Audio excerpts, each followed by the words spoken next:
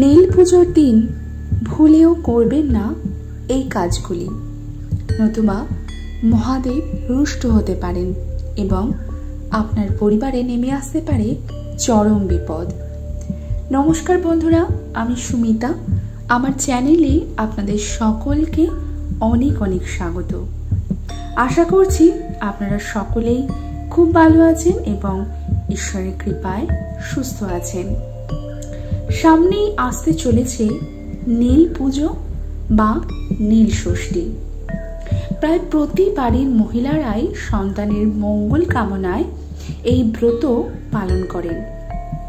কিন্তু এই নীল পুজোর দিন এমন কয়েকটি জিনিস আছে, এমন কয়েকটি কাজ আছে যেগুলি ভুলেও করতে নেই। আর যদি করে থাকেন কেউ, তাহলে সেক্ষেত্রে মহাদেব রুষ্ট হন এবং আপনার পরিবারে নেমে আসতে পারে চরম বিপদ। তাই কোন কোন কাজগুলি এই দিন ভুলেও করবেন না, আজকের ভিডিওতে আমি সেই নিয়েই আলোচনা করব। তাহলে চলুন বন্ধুরা, ভিডিওর মূল পর্বে যাওয়া যাক। তবে মূল পর্বে যাওয়ার আগে আমার সকল বন্ধুদের কাছে অনুরোধ, সম্পূর্ণ ভিডিওটি দেখতে থাকুন। আশা করছি আপনাদের ভালো লাগবে। তাহলে চলুন বন্ধুরা, ভিডিওর মূল পর্বে যাওয়া যাক। তবে মূল পর্বে যাওয়ার আগে আমার সকল বন্ধুদের কাছে অনুরোধ, সম্পূর্ণ ভিডিওটি দেখবেন। আশা করছি আপনাদের ভালো লাগবে। আর যদি ভালো লাগে অবশ্যই আমার ভিডিওতে একটি লাইক করবেন এবং আমার চ্যানেলে যদি নতুন হয়ে থাকেন আমার চ্যানেলটিকে সাবস্ক্রাইব করে রাখার অনুরোধ রইল। আমি সাধারণত আমার বন্ধুদের জন্য পুজো পাঠের বিধি, তত্ত্ব কথা, বাস্তু টোটকা এবং বিভিন্ন রকম উপায় বিষয়ক ভিডিও বানিয়ে থাকি। নীলের ঘরে দিয়ে বাতি, জল খাও গো পুত্রবতী। নীল ষষ্ঠী উপলক্ষে বাংলায় লোকমুখে এই ছড়াটি প্রচলিত।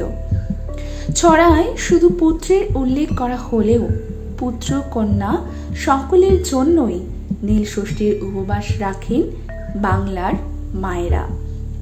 প্রতি বছর চৈত্র সংক্রান্তির ঠিক আগের দিন পালন করা হয় নীল ষষ্ঠী। নীল ষষ্ঠীর পরের দিন হল চৈত্র সংক্রান্তি, অর্থাৎ চৈত্র মাসের শেষ দিন। আর তারপরের দিন পালিত হয় পয়লা বৈশাখ। বৈশাখ মাসের প্রথম দিনটি দিয়েই বাংলা নববর্ষের সূচনা হয়।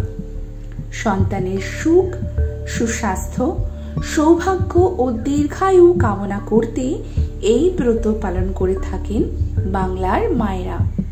এই ব্রতের কিছু নিয়ম আছে, চলুন সেগুলি জেনে নিই। নীল ষষ্ঠীর দিন সারাদিন উপোস করে সন্ধেবেলায় শিবের মাথায় জল ঢালতে হয়। এরপরে দেবাদেবের মাথায় বেলপাতা, ফুল ও একটি ফল ছুঁয়ে রাখতে হয়।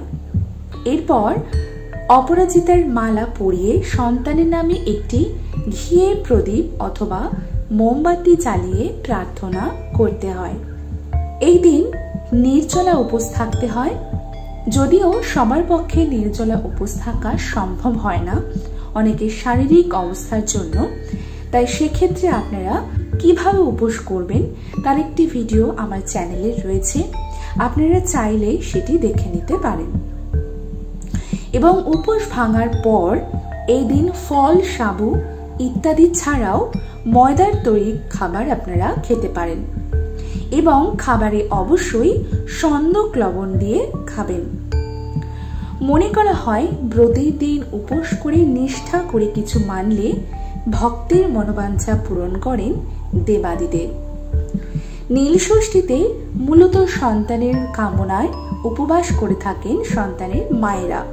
তবে শুধু বিবাহিত মহিলারা নয়, অবিবাহিত মহিলা এবং অনেক পুরুষও এই ব্রত নিষ্ঠা ভরে পালন করেন। তারকেশ্বর থেকে শুরু করে পশ্চিমবাংলার একাধিক স্থানে কাঁধে বাঁক নিয়ে দেবাদিদেবের মাথায় জল ঢালতে হাজির হন শিব ভক্তেরা। আর এই পুজোয় কি কি উপকরণ লাগবে আমি একটু বলে দিচ্ছি।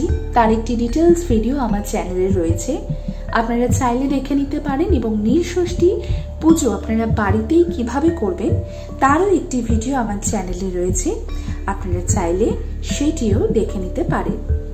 নীলষষ্ঠীর প্রধান উপকরণ পঞ্চামৃত, অর্থাৎ দুধ, দই, ঘি, মধু ও চিনি। এই 5টি জিনিস দিয়ে একসাথে তৈরি হয় পঞ্চামৃত। এর সাথে আপনারা একটুখানি সিদ্ধি পাতাও মিশিয়ে নিতে পারেন। এছাড়াও গঙ্গা জল, কাঁচা আম, আকন্দ ফুল, ধুতুরা ফুল, নীল অপরাজিতা ফুল দিয়ে দেবাদিদেবের পুজো করা হয়। তবে ভোলে বাবা তথা ভগবান শিব তথা দেবাদিদেব মহাদেব একটি বেলপাতাতেই সন্তুষ্ট। ভক্তি ভরে পুজো করাটা হলো আসল। বলা হয় এই দিন কয়েকটি কাজ থেকে বিরত থাকা দরকার, আর এই কয়েকটি কাজ যদি আপনারা করে থাকেন তাহলে দেবাদিদেব মহাদেব রুষ্ট হবেন। চলুন জেনে নিই সেই কাজগুলি কি কি। আমরা সকলেই জানি বেলপাতা ভগবান শিবের খুবই প্রিয়। শিবলিঙ্গে বেলপাতা অর্পণ করার আগে মনে রাখবেন বেলপাতার 3টি পাতাই যেন সম্পূর্ণ হয় এবং ভেঙে না যায়, এবং বেলপাতার যে মসৃণ দিক সেটি সবসময় শিবলিঙ্গে স্পর্শ করে থাকবে। তাই কখনো বেলপাতার যে অমসৃণ দিকটি সেইটি শিবলিঙ্গে অর্পণ করবেন না, এবং ছেঁড়া ফাটা নোংরা বেলপাতা কখনোই শিবলিঙ্গে অর্পণ করবেন না। এই জিনিসটি অবশ্যই খেয়াল রাখবেন। এরপর নীলকমলকেও ভগবান শিবের প্রিয় ফুল বলে মনে করা হয়। অন্যান্য ফুলের মধ্যে ধুতুরা, অপরাজিতা, জুঁই, নাগকেশর, আকন্দ ইত্যাদি ফুল দেবাদিদেবকে নিবেদন করা যেতে পারে, কিন্তু যে ফুলগুলি দেবাদিদেবকে অর্পণ করা যায় না তা হলো কদম্ব, কেতকী। এই দুটি ফুল আপনারা কখনোই কিন্তু এই নীলষষ্ঠীর দিন আপনারা দেবাদিদেবকে অর্পণ করবেন না, কারণ দেবাদিদেবের পুজোতে কেতকী, কদম্ব ফুল নিষিদ্ধ। তাই ভুলেও এই দুটি ফুল আপনারা দেবাদিদেবকে অর্পণ করবেন না। এই দিন কালো কাপড় পরিধান করবেন না, কোনো মতেই যেন কোনোভাবেই ভুল করেও এই দিন কালো কাপড় পরিধান করবেন না। আপনারা উজ্জ্বল রঙের যেমন লাল, হলুদ, সবুজ অথবা সাদা এই ধরনের রঙের কাপড় পরিধান করতে পারেন, কিন্তু কখনোই এই দিন কালো রঙের কাপড় পরে শিবলিঙ্গে জল অর্পণ করবেন না। এটি অত্যন্ত অশুভ বলে মনে করা হয়।